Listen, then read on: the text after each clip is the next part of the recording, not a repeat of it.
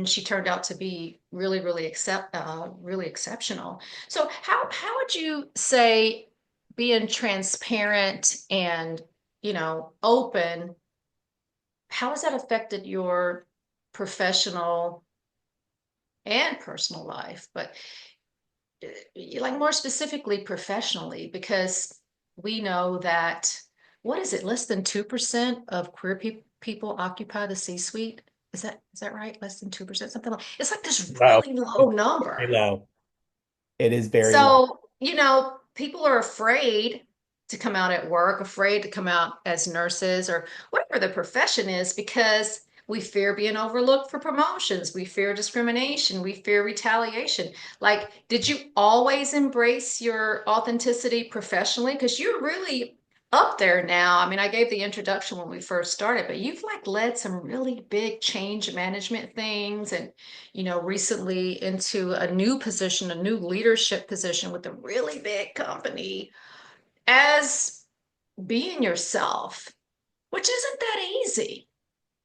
Yeah, I think a large part of it, again, is building up that confidence in knowing who you are and what you bring to the table. It's a large part of it. And when it comes to things like you had said in transparency, as you know, in our journey as nurses, as we've grown through our craft, you're learning just basic care in the beginning. You're learning your skill set. You're learning how to take care of patients. But the essential part of that that truly makes the model holistic and what makes nursing what it is our ability to communicate and the ability to show that we care and that what we're doing has impact and that we can communicate the whys, the why we're doing what we're doing. And I can say the ability to articulate that and the ability to articulate intent and goals really helped support my growth professionally. And when I want to add on to that, not just authenticity in the way I've led as a nurse leader, but also in the way that I've clearly communicated with my teams.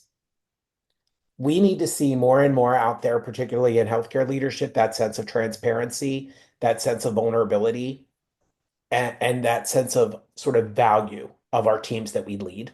And we don't always see that. We see barriers, we see defensiveness, we see insecurity.